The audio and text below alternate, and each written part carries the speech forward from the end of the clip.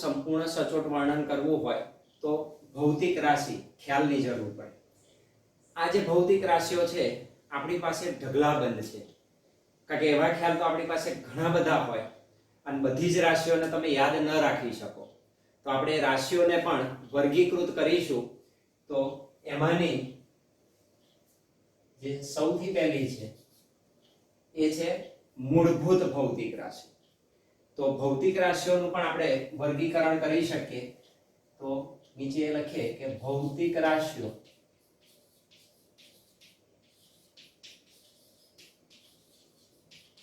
અને તેના એકમોનું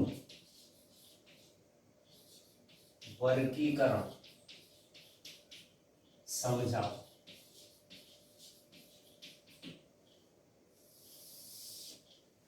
ભૌતિક રાશિઓ અને તેના એકમોનું વર્ગીકરણ સમજાવો.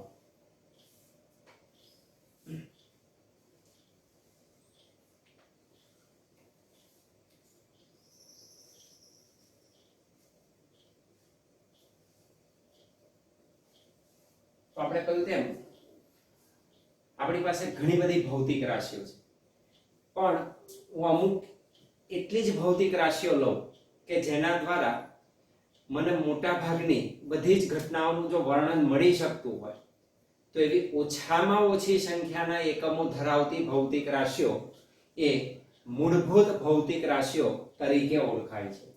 તો ભૌતિક રાશિઓના વર્ગીકરણમાં સૌથી પહેલી છે એને આપણે લખીશું મૂળભૂત ભૌતિક રાશિ. મૂળભૂત ભૌતિક રાશિ.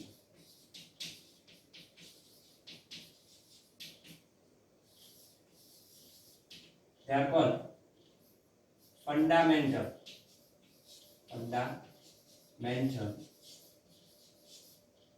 physical quantities. They are fundamental physical quantities. તો શું કહે છે મૂળભૂત ભૌતિક રાશિઓ શું છે? તો કે વ્યવહારમાં જોવા મળતી અનેક સંખ્યાની ભૌતિક રાશિઓ પૈકીની ઓછામાં ઓછી, સૌથી ઓછી જેટલી બને તેટલી ઓછામાં ઓછી, તો વ્યવહારમાં જોવા મળતી અનેક સંખ્યાની ભૌતિક રાશિઓ પૈકીની અમુક ઓછામાં ઓછી સંખ્યાની ભૌતિક રાશિઓ ના એકમો નક્કી કરી શકાય. તો તમે અનેક સંખ્યામાંની અમુક જ ઓછામાં ઓછી જેટલી મિનિમમ બને એટલી ભૌતિક રાશિઓના તમે એકમો નક્કી કરી શકો તો તેવી ભૌતિક રાશિઓને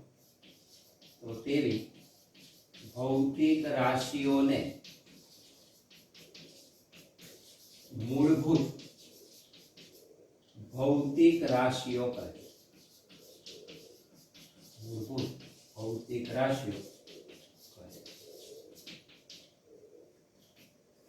તો વ્યવહારમાં આપણને ઢગલાબંધ ભૌતિક રાશિઓ મળી શકે, પણ એમાંથી તમે અમુક ઓછામાં ઓછી એ મિનિમમ જેટલી તમે રાશિઓ લો કે જેના એકમો પરથી અન્ય ભૌતિક રાશિઓને તમે ડિફાઇન કરી શકો, મેળવી શકો. તો એવી ઓછામાં ઓછી સંખ્યાની ભૌતિક રાશિઓને આપણે શું કહીશું? મૂળભૂત ભૌતિક રાશિઓ.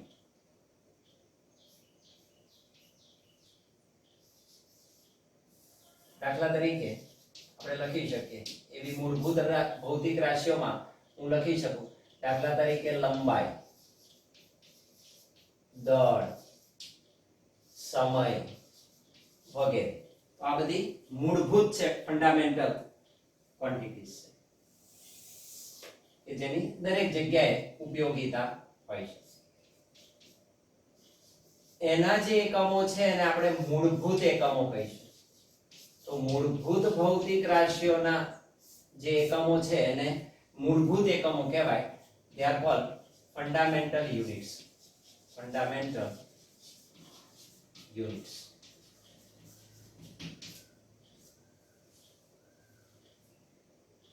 અને આપણે લખી શકીએ મૂળભૂત ભૌતિક રાશિઓ, મૂળભૂત ભૌતિક રાશિઓ ના એકમોને મૂળભૂત એકમો કહે છે. મૂળભૂત એકમો. તો મૂળભૂત ભૌતિક રાશિઓ જે હોય એના જે એકમો હોય એને મૂળભૂત એકમો કહેવાય. દાખલા તરીકે આપણી પાસે મૂળભૂત રાશિ છે લંબાઈ, તો એનો એકમ છે મીટર. ધારો કે મૂળભૂત રાશિ છે દળ, તો એનો એકમ છે કિલોગ્રામ. સમય છે મૂળભૂત રાશિ, તો એનો એકમ છે સેકન્ડ. તો આ મૂળભૂત રાશિઓ છે, આ મૂળભૂત એકમો છે. કન્ફ્યુઝન ના થાય. આ રાશિ છે, આ એના એકમ છે. અને એકમ એટલે જોઈએ કારણ કે એનું મારે માપન કરવું છે, તો માપન એકમ વિના નકામો છે. હું એમ કહું કે મારે લંબાઈ લેવી છે, તો હું એમ ના કહી શકું 10 લંબાઈ, તો પાછળ એકમ મૂકવો પડે કે 10 મીટર લંબાઈ. તો એકમ વિનાની રાશિ ન હોઈ શકે. તો આપેલી રાશિને એનો ચોક્કસ સ્ટાન્ડર્ડ પ્રમાણિત શું હોય છે? એકમ હોય છે. તો આ પહેલા પ્રકારની રાશિઓ થઈ મૂળભૂત ભૌતિક રાશિઓ, અને એના એકમોને આપણે મૂળભૂત એકમો કહીએ છીએ. બીજા પ્રકારની રાશિઓ છે. આપણે કહ્યું આપણી પાસે અનેક સંખ્યાની ભૌતિક રાશિઓ હતી, એમાંથી આપણે ઓછામાં ઓછી નક્કી કરી દીધી.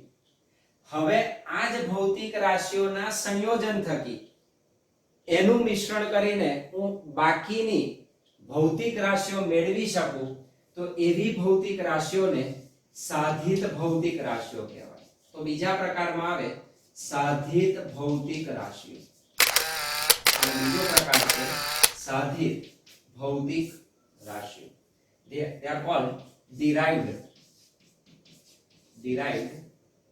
quantities or physical quantities. derived physical quantities. derived એટલે ના પરથી મેળવેલી. કોના પરથી? મૂળભૂત. તો સાધિત ભૌતિક રાશિઓ બીજું કશું નથી, એ મૂળભૂત પરથી મેળવવામાં આવતી ભૌતિક રાશિઓ છે. એટલે કે આ રાશિમાં આ રાશિઓનો સમાવેશ થઈ જાય.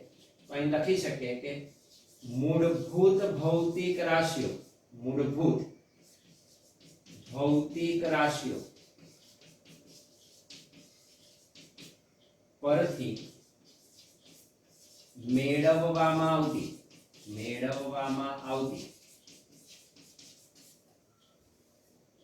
અન્ય ભૌતિક રાશિઓને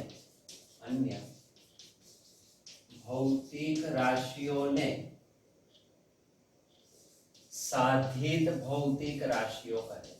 સાધિત ભૌતિક રાશિઓ કહે છે.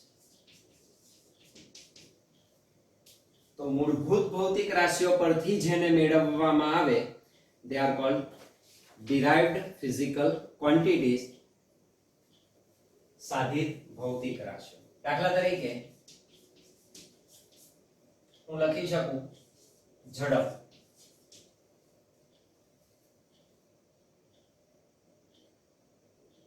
દાખલા તરીકે પ્રવેગ. બધી સાધિત ભૌતિક રાશિ ના પરથી મેળવાય.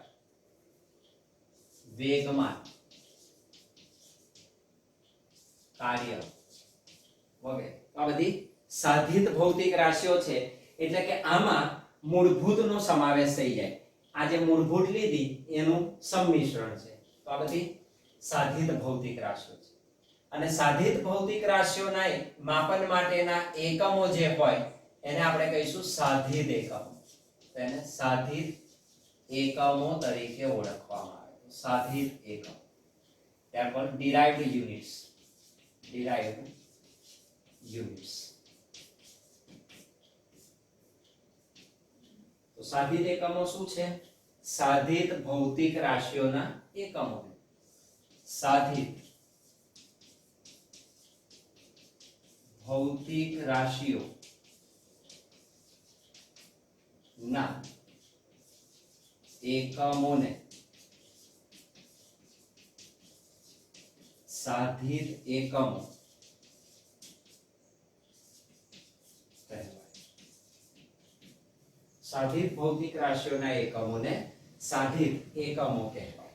દાખલા તરીકે આપણે લખી ઝડપ. તો ઝડપ એ લંબાઈ અને સમયનું સંમિશ્રણ છે. ઝડપ એટલે લંબાઈ ભાગ્યા સમય. તો લંબાઈનો એકમ મીટર છે, સમયનો સેકન્ડ છે, તો મીટર ભાગ્યા સેકન્ડ. તો એનો એકમ થાય મીટર પ્રતિ સેકન્ડ.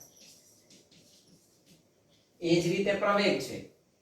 તો પ્રવેગ એ શું છે? તો કે પ્રવેગ અહીંયા આગળ આપણે દર્શાવ્યું છે. પ્રવેગ એટલે ઝડપ ભાગ્યા સમય અથવા વેગ ભાગ્યા સમય. વેગ એટલે ઝડપ. તો ઝડપ એ મૂલ્ય દર્શાવે એટલે વેગ ઝડપનું એકમ મીટર પર સેકન્ડ અને પ્રવેગ એટલે ઝડપ ભાગ્યા સમય. તો ફરી પાછો સમય આવે તો એનો એકમ થાય મીટર પ્રતિ સેકન્ડ સ્ક્વેર. સેકન્ડનો વર્ગ. બાકીના પણ એવું મળે. વેગમાન.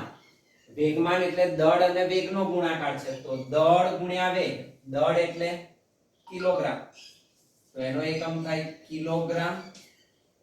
વેગ તો વેગનો મીટર પર સેકન્ડ. તો કિલોગ્રામ મીટર પ્રતિ સેકન્ડ. આ વેગમાનનો એકમ થાય. તો આ રીતે સાધિત એકમો મળી શકે કે જેમાં મૂળભૂત એકમોનું મિશ્રણ. તો આ બીજા પ્રકારની ભૌતિક રાશિઓ થાય સાધિત ભૌતિક રાશિઓ અને એના એકમો સાધિત એકમો તરીકે ઓળખાય.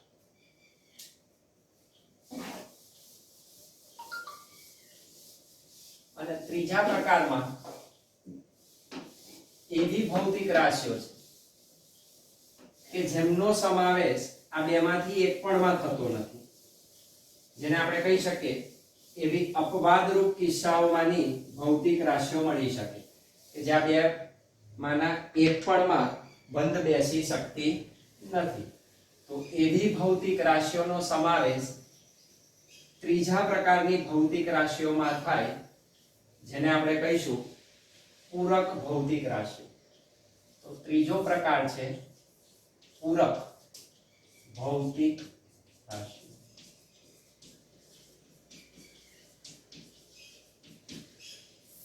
તો ત્રીજા પ્રકારની ભૌતિક રાશિઓમાં પૂરક ભૌતિક રાશિઓ નો સમાવેશ થાય છે. ત્યાં સપ્લિમેન્ટરી ફિઝિકલ ક્વોન્ટિટી. સપ્લિમેન્ટરી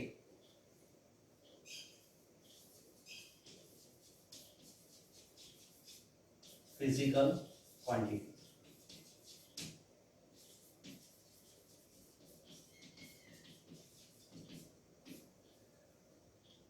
તો પૂરક ભૌતિક રાશિઓ શું છે? તો કે આ બે સિવાયની મૂળભૂત અને ભૌતિક રાશિઓ સિવાયની રાશિઓને પૂરક ભૌતિક રાશિઓ કહે છે. પૂરક ભૌતિક રાશિઓ કહે છે.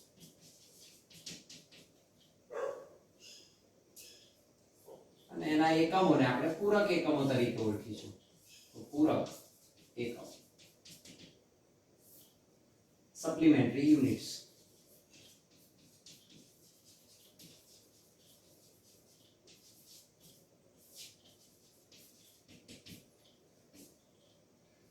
શું લખી શકાય? પૂરક ભૌતિક રાશિઓ, પૂરક ભૌતિક રાશિઓ ના એકમોને પૂરક એકમો